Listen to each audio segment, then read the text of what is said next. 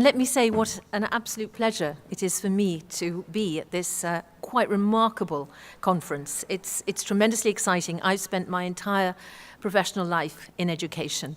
I'm passionate about education, as I know all of you are. And I want this morning to take you on a journey to Africa, to a village in southern Malawi. It is 2 hours' drive from the second city of Blantyre.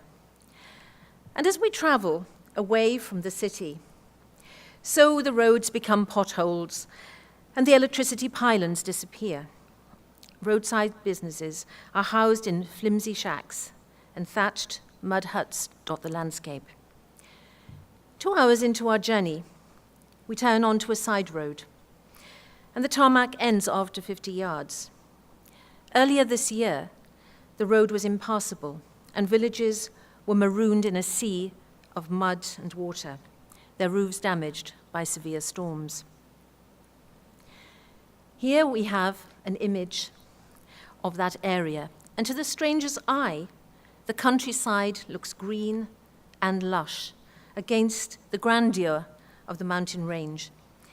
But floods mean that this year's harvest will yield a fraction of what is needed to carry families through the next 12 months. And it's early morning, and the children walk to school, many carrying their shoes to save the rubber soles. And at 7:30 a.m., the school bell rings and the stragglers run. Now, on this particular morning, there is a 4x4 parked in the schoolyard. It's the only vehicle. None of the teachers own cars, just a few bicycles. And the children gather in class lines, ready for the morning assembly. Today, the head teacher explains that the school has visitors, and they will be coming into their classrooms to ask questions. He reminds the pupils to be polite and helpful. Abigail's getting her homework out of her bag when her teacher comes in with 2 white people, a woman and a man. The teacher introduces them and interprets all they say into the local language of Chichewa. The man greets the children and explains that he would like to find out about their lives. He is pleasant and smiling. It will be like a game, putting up their hands, standing up and down. Are they ready? They nod. Hands up, the boys. Hands up, the girls. Stand up if you walk more than an hour to school. And the questionnaire runs on. Questions about career aspirations, about repeating classes, about extracurricular lessons, and so on until he gets to the family. All of this, of course, is conducted in public. Hands up if you are a single orphan. Hands up if you are a double orphan. The children are familiar with these expressions because they've seen the charts on the headmaster's office wall. Counting orphans has become a national priority, and donor funding to government is contingent on this data. Abigail wonders, am I an orphan? She lives with her grandmother and has not heard from her parents since they left for South Africa 2 years earlier. She does not raise her hand like many of her friends. Imagine how it feels as a child to be defined by orphanhood. You are struggling against the odds to stay at school, and before you set out for your daily journey, you do chores. Perhaps you collect water for your grandmother, you fan the embers of yesterday's fire, and cook the morning porridge. You know that school is your lifeline to a better future, and you study under every beam of light you can find. Are you a double orphan? The expression carries shame and pain. It addresses an intimate part of your life. It is intrinsically intrusive and disrespectful in a public context, however pleasant the researcher. The questions continue. Hands up if you live with your grandmother. Hands up if you live with an older sister. Hands up if there are no adults in your home. Adam does not raise his hand to this question. He is 17 and the lone parent to 4 siblings. He has just re-enrolled in Form 1 of secondary school because he dropped out 3 years ago to earn money after his mother died. A local church has now stepped in to help. There is no question in his mind that he is an adult, the adult at home. I give these perspectives of Abigail and Adam based on my knowledge and experience to show you not only how insensitive and intrusive the questions are, but also how flawed the results can be when there is no contextualized understanding of the children's actual lives, of the complexity of their vulnerability.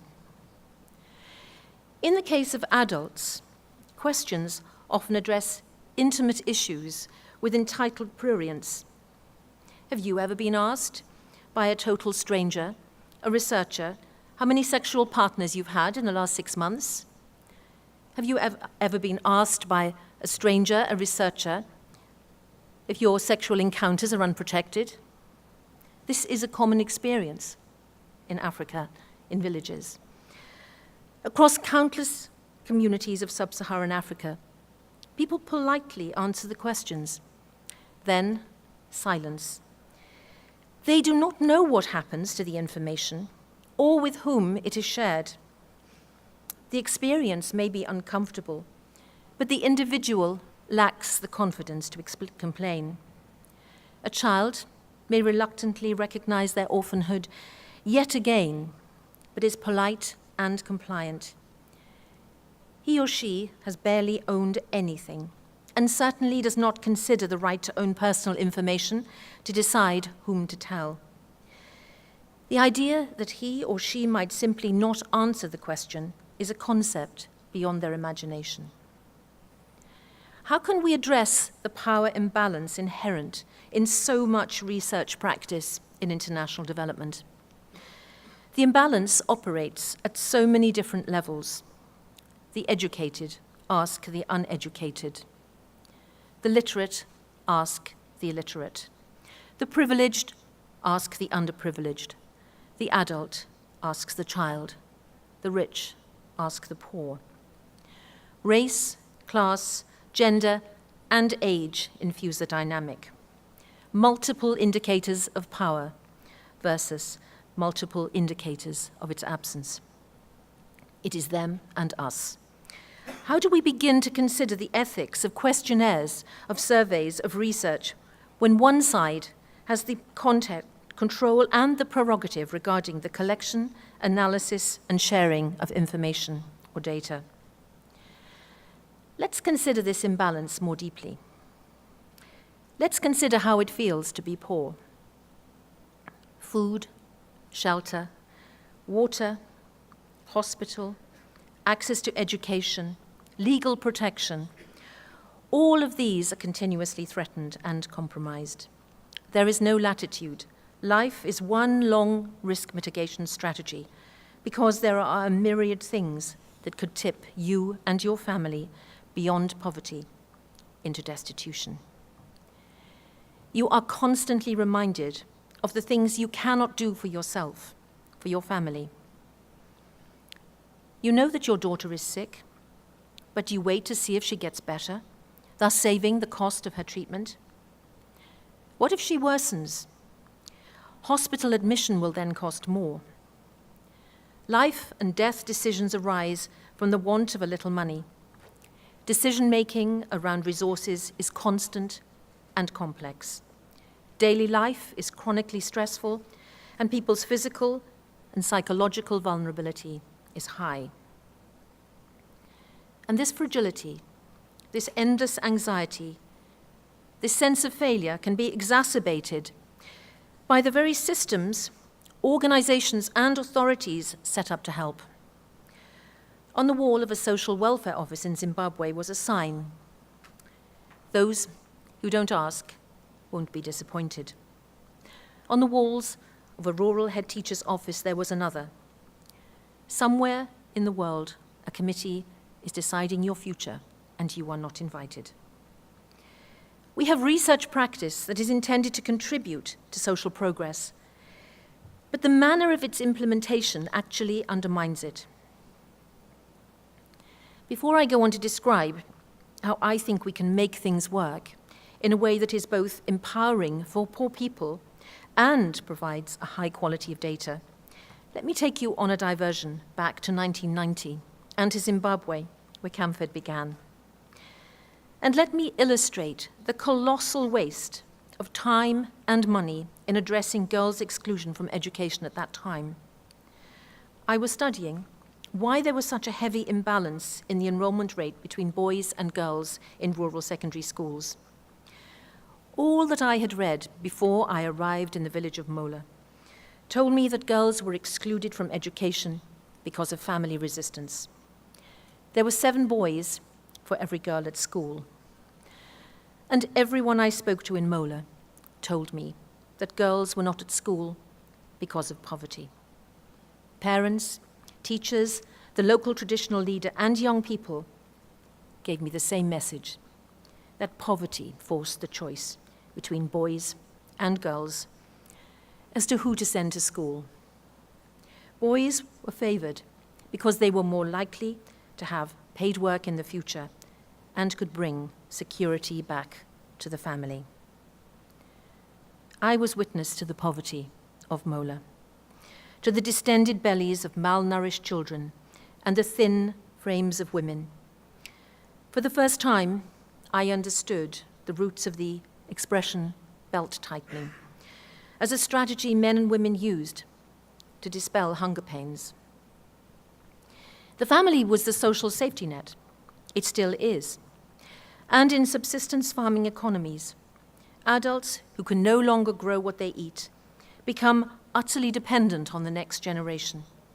The wider social and economic environment that make men the wage earners favored boys' education. When families could afford to educate all their children, they did. In fact, I had never met such a profound desire for education, and this from a generation of parents that had been denied education under the colonial system. Mola had its first schools only after independence in 1980. The community built the schools, literally, by digging foundations, by laying and molding bricks. If they didn't have a school, if they didn't have enough classrooms, then the children were taught under the trees in the shade, as here. They believed in education. They did not want their children to suffer the lives that they were leading. This was a local mantra. So I founded Camfed on the premise that the aspirations of girls and their families could be met by providing external financing. I was, however, told repeatedly by the experts in international development that it would not work, that I would be disappointed because, as one said, people told you what they thought you wanted to hear. Another said, parents may say they want their daughters to go to school, but when they realize that they have lost their labor, they will withdraw them. They were wrong. No family has turned down the offer of support for their daughters to go to school. Not one. Across 5 countries, not one. Not in Christian communities, not in Muslim communities. And we have over 1.2 million children now in the education system supported by us. Received wisdom is hard to shift. But as Mark Twain wrote, whenever you find yourself on the side of the majority, it is time to pause and reflect. The received wisdom that poor parents were simply making bad decisions resulted in years of wasted investment. The behavior within families with regard to education was a habit, bred over time by economically driven decisions, but it was elevated to the status of a cultural norm by the sector.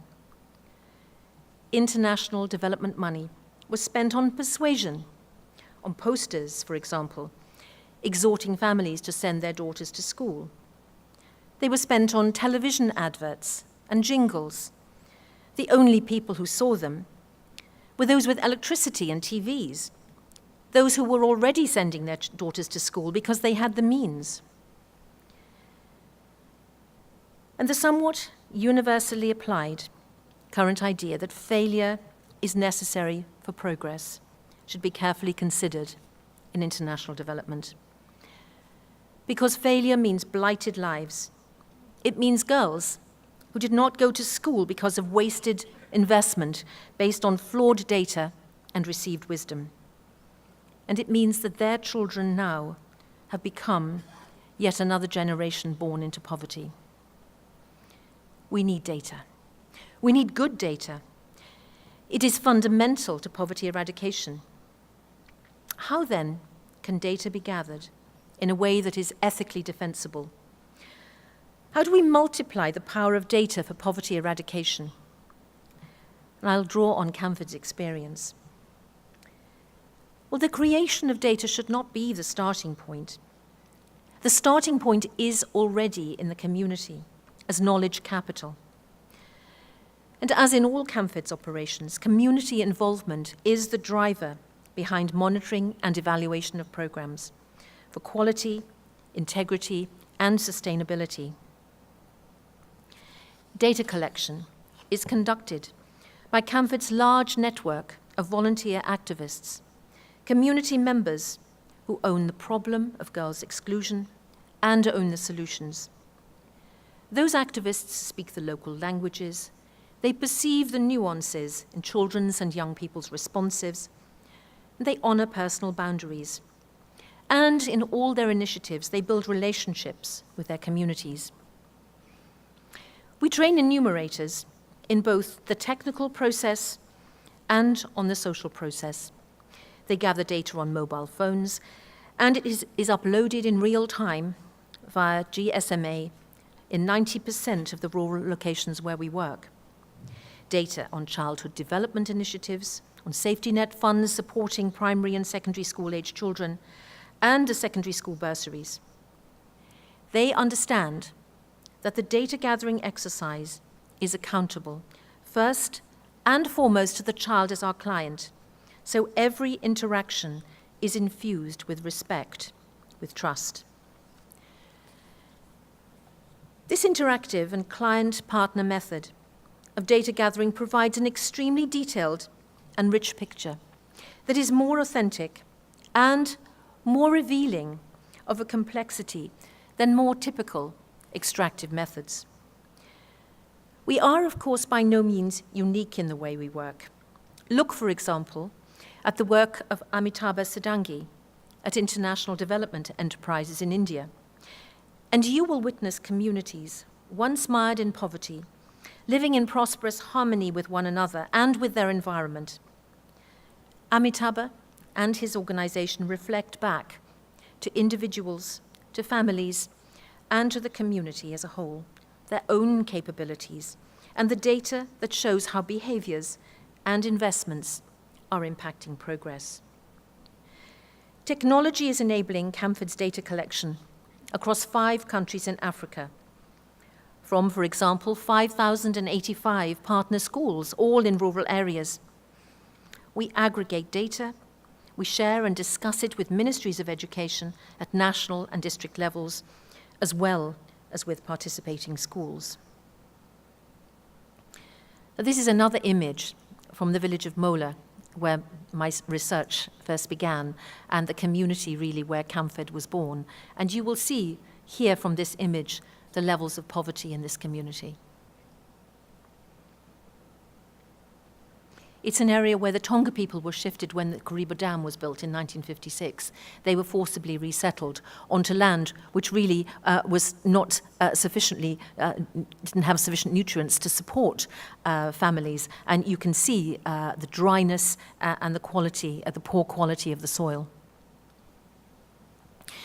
Now, this is just an example of some of the data that we will share with communities, we will share with schools, and we will share with ministries of education. And I think it's hard, perhaps, for us coming from from the United States, from Canada, from Europe, to imagine how difficult it is for ministries of education to gather data from very far-flung schools. It is expensive. It requires travel in vehicles. It requires, travel across distances on untarmacked roads. So it is a very expensive and difficult process. So here you have Form 2 pass rates that we gather through our systems and then share. It's very valuable data for the ministry. And you can see that the yellow line that runs across is, in fact, the average pass rate of 73% nationally. And this is in Malawi. Now, you can see that for the bursary girls in the program, you can see the pass rates are exceeding, in fact, the national pass rate. And this among girls who actually are from very, very poor backgrounds. Many of them are indeed orphans. Then none of them would be able to afford secondary school education. Here's another example. These are our bursary students in Tanzania, and what this shows are the dropouts in the various districts. You can see those 2 districts, the highest numbers are the districts where we have been working for longest, and you will see that the rate of dropout is lower than others. And you'll also see one Pangani where the dropout rate is quite high, so that would then require considerable understanding of what is happening, considerable conversation with communities there, with schools, with the Ministry of Education themselves. So these are really illustrative of what we gather and what we share. Now, Salesforce, in our case, has been a superb technology partner. We can build bespoke applications using the Salesforce platform, and we have a system that enables us to store detailed data on every girl and young woman we support. And we have built-in levels of privacy into the system, so different layers of information can only be seen by different members of staff. The information on social background, attendance rates, academic records is correlated with financial information that tells us when school fees were paid, when school uniform was provided. For example, in Camfed's comprehensive bursary program at secondary school, there are 108,088 girls on that program currently, all of whom have high levels of data in the system on their lives and their performance and their academic results and their aspirations. So today, technology offers us the opportunity to make data sharing ubiquitous to poverty eradication.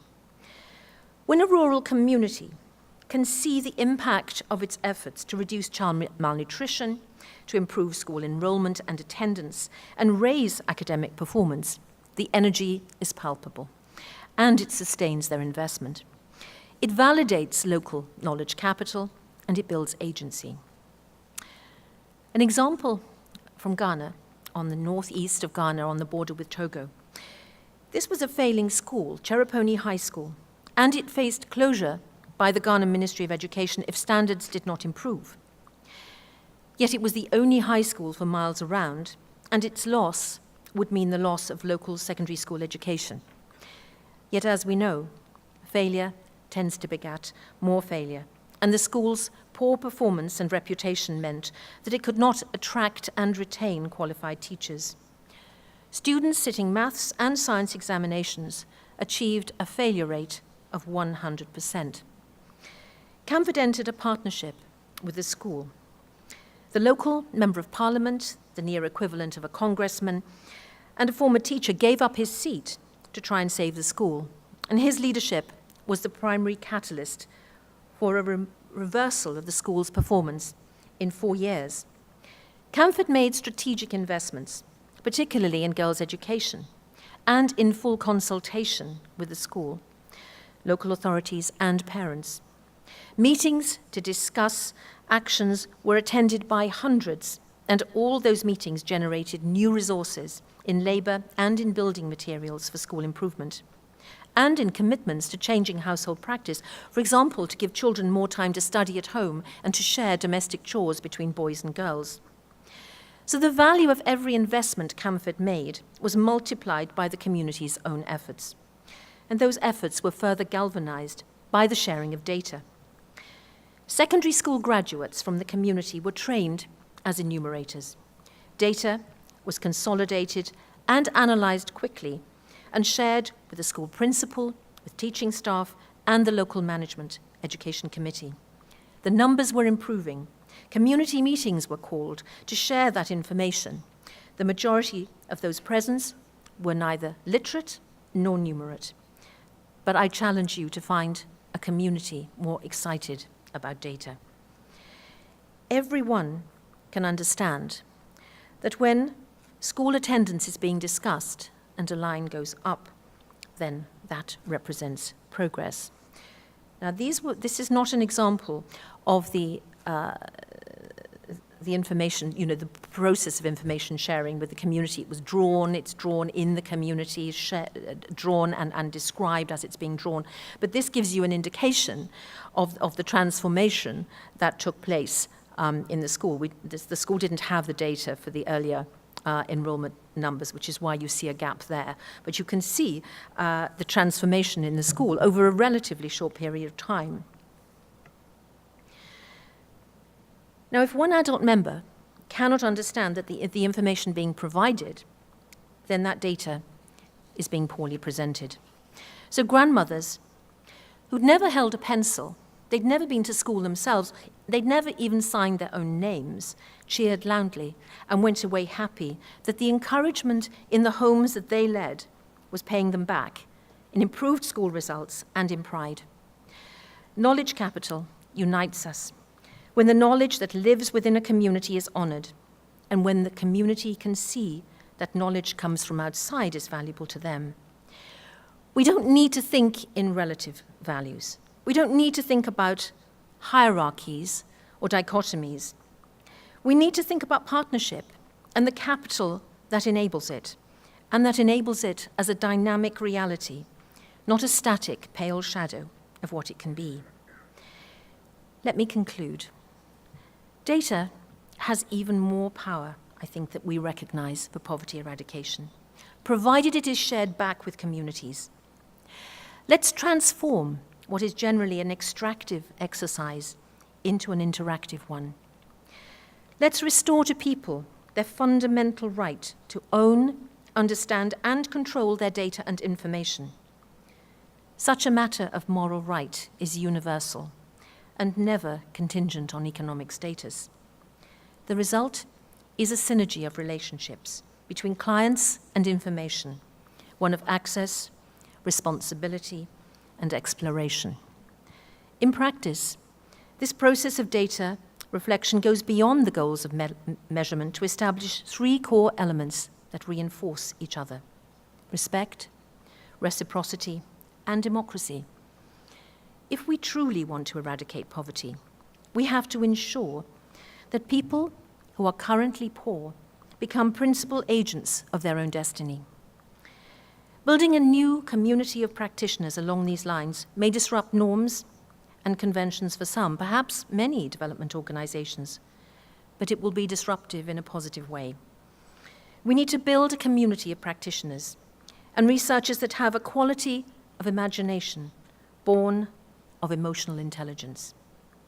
This will represent a commitment to a true eradication of poverty, psychological, social, and material, and it will represent a commitment to confidence in our shared humanity. Thank you, and I would now like to open the floor to have a dialogue with you all. And I would like to ask if you wouldn't mind coming to the microphone to make a comment, to open a question to me, to the floor, as you do so.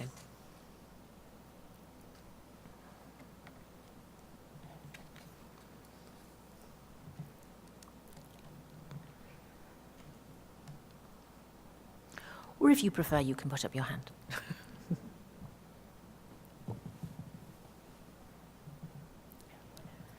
We have, yes. You said a volunteer activist who spoke the local language and were collecting data. Yes.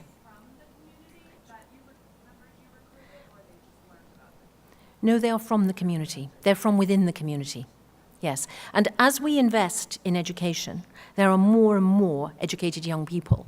And they join teachers, they join education officers, they join community activists. So we have a kind of gathering network of greater human capability, if you like. Yes. Hi. Hello. Okay. It was a really great speech. I think a lot of people are just like, oh my God. So, that's fine. Anyway, with you said you work with 5 countries. Yes. Can you tell us a little bit more about what it's like working within those countries and whether or not you had barriers to working in other countries based on government structures or anything? Right.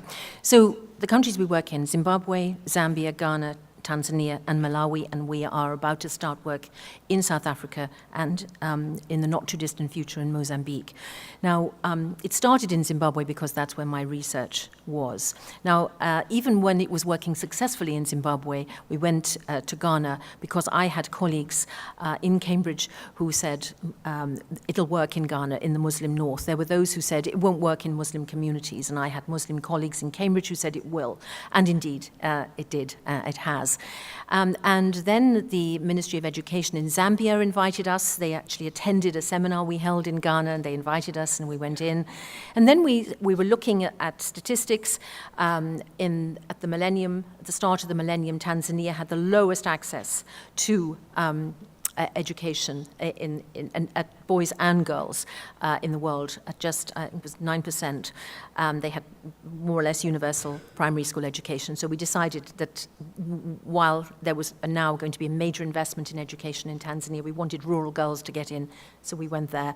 And then indeed, again, Malawi, which has, again, very poor enrollment. So our partnerships are first and foremost with ministries of education. So they are our first port of call. They were my first port of call when I went to do the research, and they continue to be very much involved in our work. They are wholly supportive. We have not worked in a country where we haven't had the full support of the Ministry of Education. And I think that is the kind of way we work, really, the fact that we work in a partnership and we share.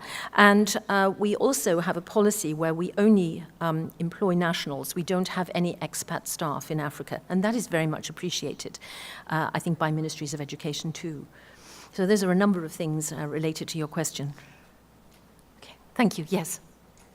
So I agree. I think a lot of us are just a little awestrucken by your speech. It was beautiful. Thank you. So you alluded a little bit to technology enabling data collection. Could you provide a little bit more insight on what you think technology can enable in the data collection process, and then maybe skill building in these communities to be able to, collect and leverage their data?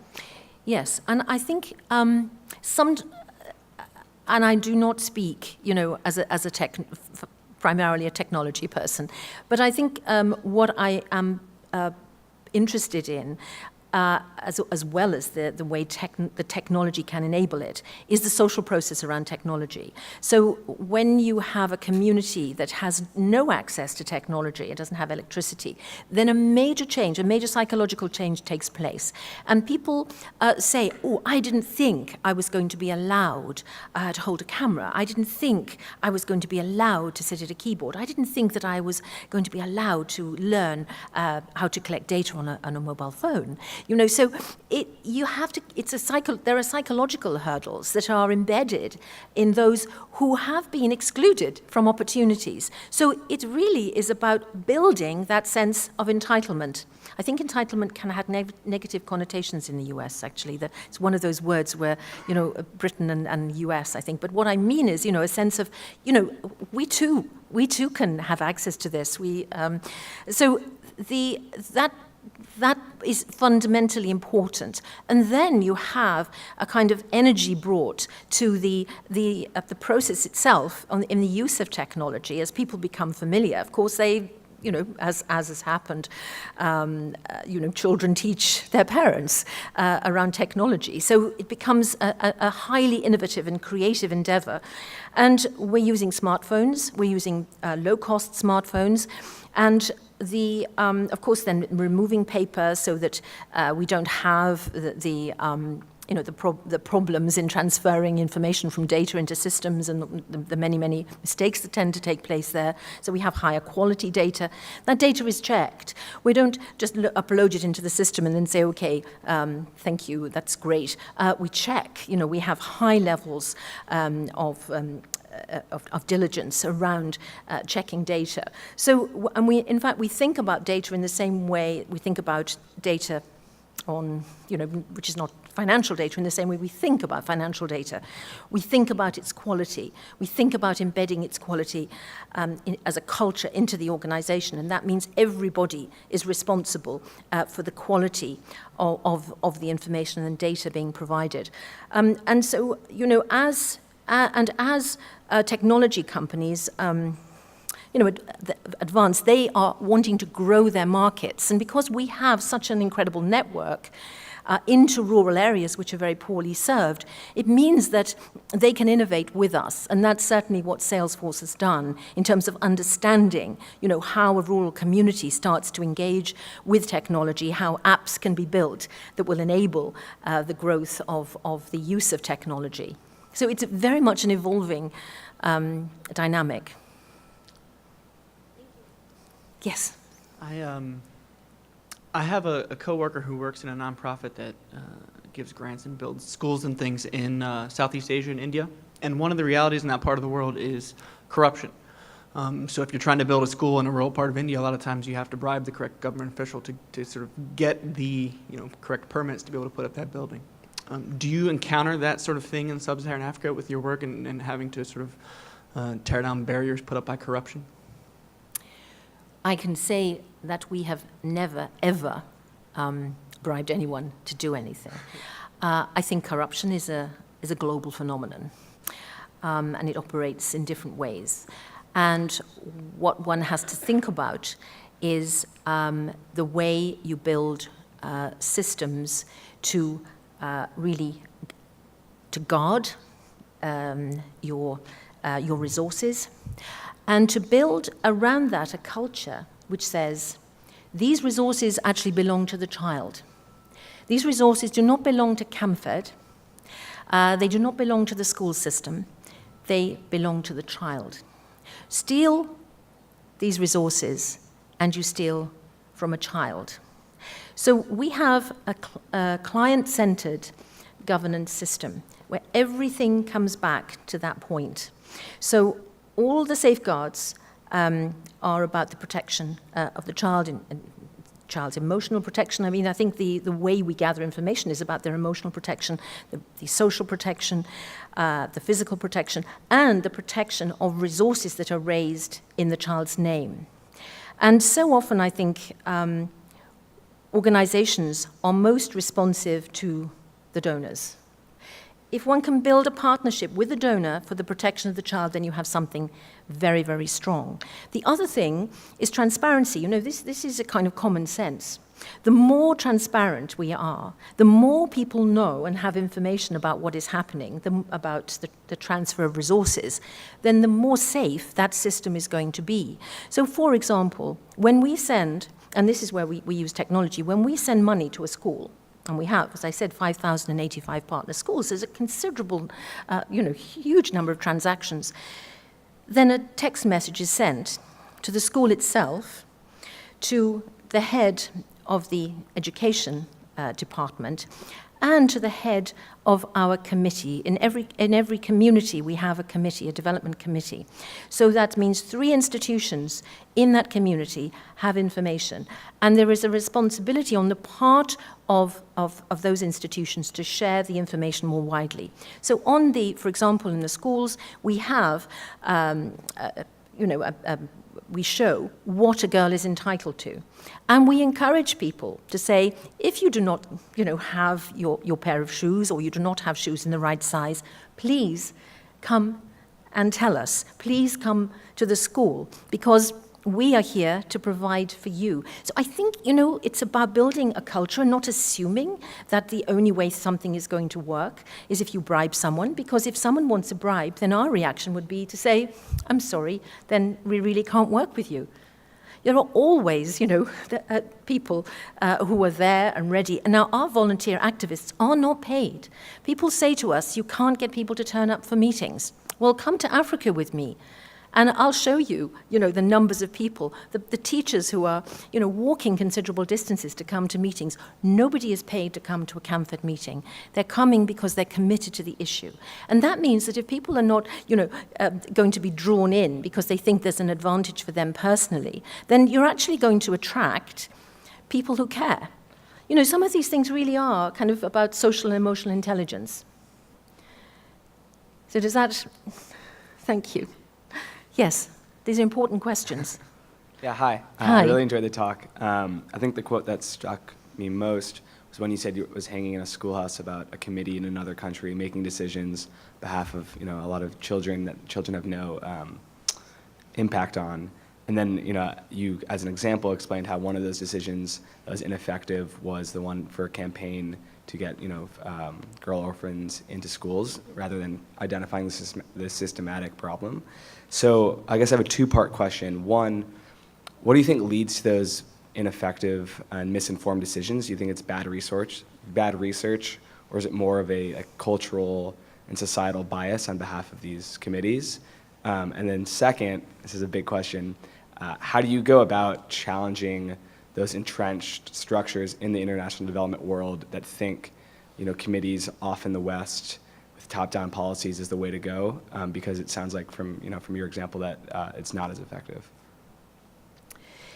Yes, I mean, this is, you've posed the fundamental questions, and I think these questions are important to us all in whatever field we work. Many of you here will be working in the education system.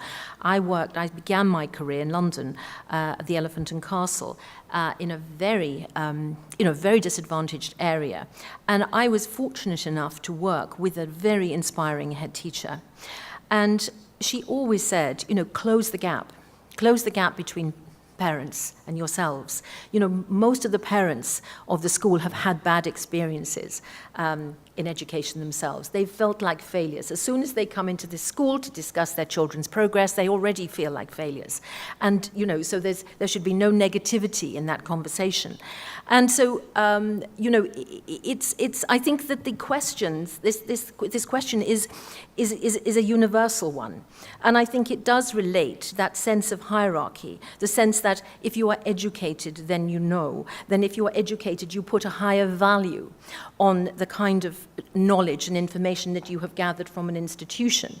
So there's a arrogance is perhaps too strong a word, because I think it's highly unintentional. It is more a sort of unconscious thing, which is the way the world works. And unless we recognize that poor people actually understand their lives better than those who do not live these lives, then we will not begin to develop solutions. So I think that one of the things that we have to do is that we have to show results based on a different paradigm. We have to show results based on a different way of working. I mentioned Amitabh Sadangi in India. I'm sure Amitabh Sadangi and his organization has never paid a bribe, because that's not the way they think and operate.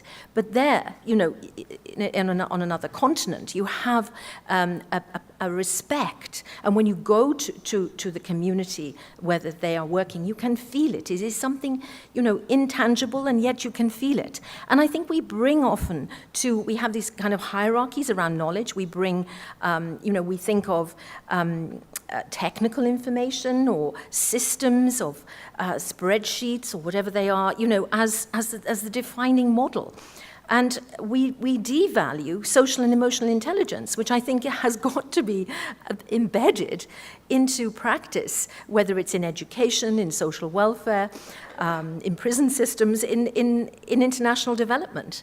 So I think the challenge is not coming from, poor people themselves, because they are so disempowered. And if you continue to be disempowered, speaking for the UK, we have something called the benefit system. Now, the benefit system is set up to support people who are in hard times, who can't find a job. We have now a system where you go to that benefit office and you're going to come away feeling worse than when you went in. The culture of the benefit office is designed to make you feel that way. I mean, it's a very disempowering experience. How can people move beyond their difficulties if every authority to which they come contact makes them feel more like a failure? It's basic kind of psychology. So I think, what I'm talking about is something really, it is about quite radical, about turning things on their head and asking just why we're failing, just why we have so many people in the world who are not able to prosper, and what we're going to do about it, and how we're going to do it, rather than this, we're looking for the big idea, I think, all the time. There is no big idea, there is no big solution that's going to come forward. It's really a question of the idea, if you like, is in the social and emotional side of understanding. That, I think, has to be the big idea that needs to come into all these sectors. But these are, it's a slightly rambling response, but the things I think about constantly. We have an alumni program. We have almost 25,000 young women. Now, Angeline Muramirwa, she's one of the 32 girls that we first supported when I first went to Zimbabwe. Angeline was speaking at Brookings in Washington, D.C. in December, just before Michelle Obama, on the issue of girls' education. She's now 35 years old. She was a barefoot child with no opportunity to even go into secondary education. Her parents cared, and they cared a lot, but they had no means. Now, what a loss. And actually, Angeline brings so much to the table. She brings so much to the debate because she understands the problems from so many different perspectives. So, my own history is in South Wales. I was brought up in Cardiff. My grandmother left school when she was 12, when her father died in a coal mining accident, and she was apprenticed to a milliner. And she was passionate about education. All her children, including my father, went on to higher education by dint of the just determination of my grandparents. But my grandmother always said to me, if I was sitting down, read a book. She always ended her letters to me, please excuse grammar and spelling. I didn't really understand the enormity of that as a child, but I understand it now. So, how far back do we, all of us here, have to look for poverty in our families? And the thing that has probably transformed the fortunes in the family is education. It's certainly the case with mine, and I think with the majority of people. So that's the cause we're fighting. The recognition that we've none of us, very few of us, have been born into, way back, into wealth. And we have fought our way. And so what is it? What's the common cause we need to find with those who are defined as poor now to move forward as a global community?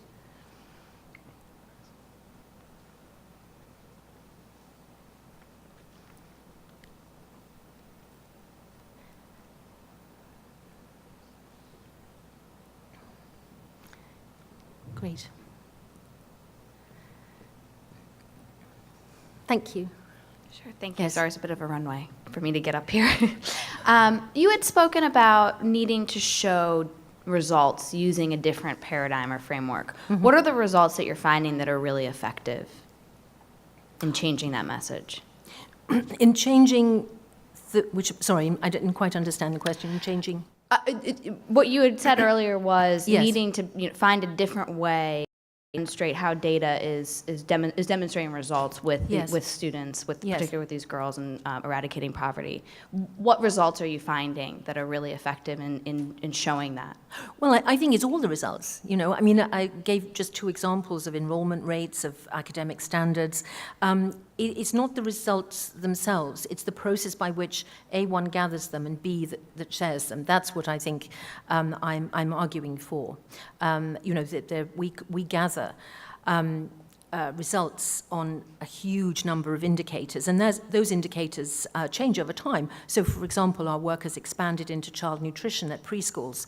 I was there looking at our preschool programs in Malawi, and so we are now thinking of a way that we can gather not only information about when are the children fed, how are they fed, how many children are being fed a day, et cetera, but now starting to think how we can work with the Ministry of Health on actually tracking, children's improving health and growth. So we would be working then, on gathering and developing that information. So one of the, I think, particularly interesting pieces of data that we gather, which I think does have very high levels of attention, is the philanthropy among those that we have supported. So we have, the idea that philanthropy always comes, somehow from the West. We have a great deal of emerging philanthropy within the communities in which we work.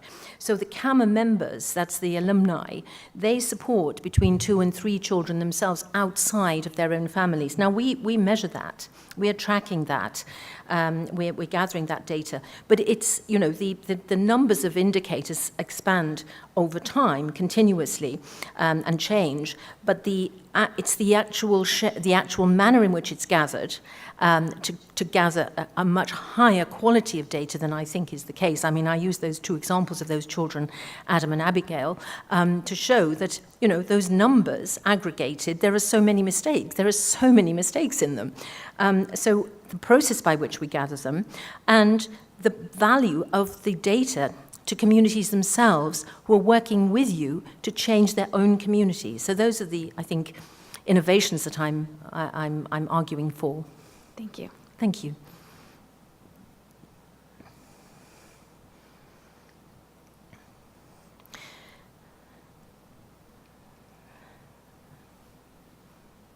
Hello. Hello. Do you think that this process of data collecting and sharing could work in other developing countries outside of Africa? Oh, beyond question. I mean, this is how Amitabh Sadangi works in India. How many organizations, in other parts of the world work. Yes, I think it can work. And not only in developing countries, but in our own countries. If we think about the demand for data from, let's say, the middle class. Let's take a group like parents who are opting into the private school system and the data that they require in order to make a choice. Then let's think about I know that the data required by the school itself in order to make a decision as to whether your child can go there is also quite extensive. But then the data gathering on, what's happening in the school, where people are going, that data there is just an acceptability that data will be available. So why is it that those who are poor, that have a low economic status, can't have a sense that's not acceptable, that they don't get data? So I think it should be used universally. I think if we have much higher levels of transparency, we will have, far greater levels of engagement. When people can see the difference that their investments are making, then, you encourage. So, I mean, what would your point of view be on that? Do you think that, this is a way of working that could be valid in I don't know where you're from, but the community. Well, I've worked in education in rural Latin America, right, and New York and Texas. Right. You have a very broad. In all of those situations, it seems like we should really be more transparent with the data because we have so much data on students. Yes. Even just thinking about attendance data. Yes. And sharing that with parents. Yes. We have data on if you miss more than, I think, 20 days of school, the likelihood of you graduating from high school, how much that impacts, Yes. children in secondary school. Yes. So it really seems like something that's even applicable here. Yes. Yes, I agree. I mean, I really think that. And I think, what we're doing is gathering vast amounts of data. It's an industry. We're gathering industrial quantities of data. And are we achieving the results as a result of that? I don't think so. So where is the potential of data to be transformative by being shared? And I think, if you think about, I'm much less familiar with Latin America, but there will be communities that themselves, the parents, haven't been to school themselves. They do not understand, they want their children to go to school, they want them to have a better life, they know school and education is part of that, but they don't actually know how the system works. So it's an educative process in order to engage them, to understand how they can make a difference. I mean, really, I was at that meeting in Chereponi, one of the meetings in Chereponi where the data was shared. And the idea of a grandmother, who's never lifted a pencil, who's never signed her name, actually understanding that the very fact that she has given her granddaughter opportunity to study at home has made a difference to the school's examination results. Wow, she feels great, and she's going to continue doing it. But if we just gathered the data, if we'd had a meeting and said, right, this is what we think could work, and we'd gathered the data, and then, we just moved on from there and sent the information up somewhere or to a donor or to our offices, we're completely diminishing the opportunity. We're really cutting it off. So I think so. I would like to see a transformation in the way that we think about the data gathering process. But the issue of privacy is important. I mean, we share data, but we would not divulge, of course, any private information. It's aggregated data that is shared. I think we can do it. Thank you. I think we must do it. We have 2 minutes and 54 seconds. Yes.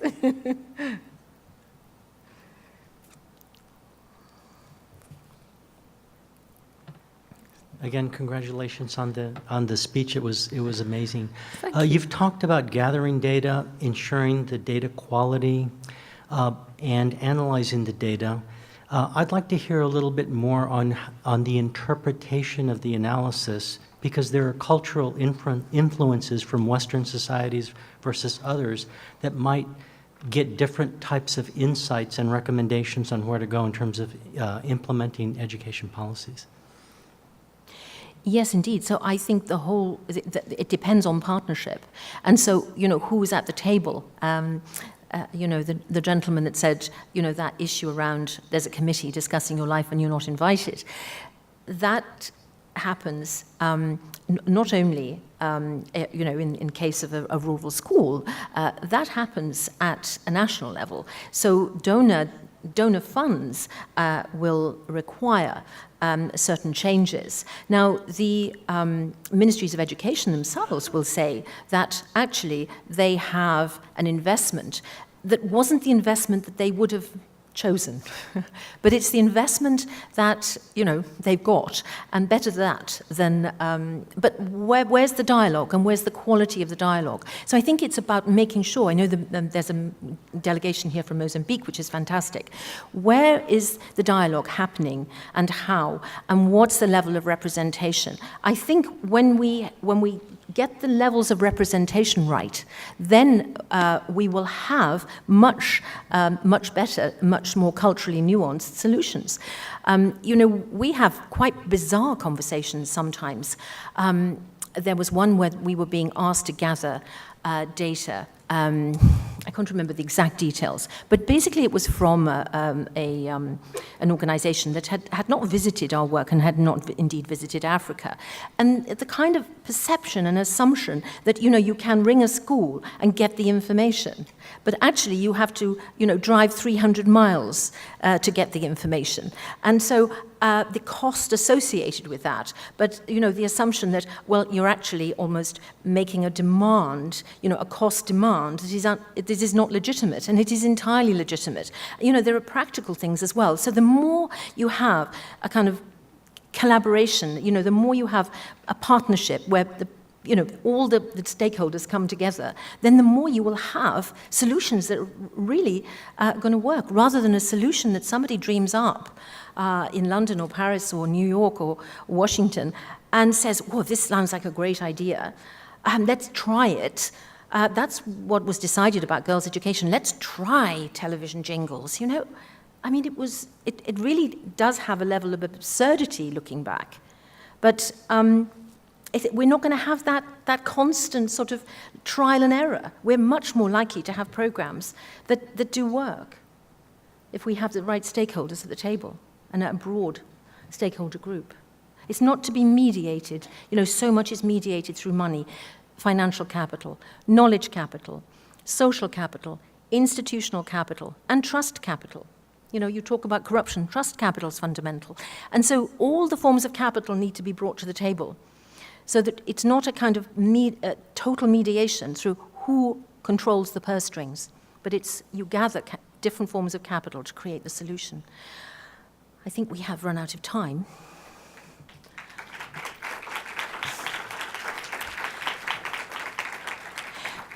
But I want to say thank you so much for coming. Thank you so much for your questions. You can stay in touch with our work if you visit Camfed's website.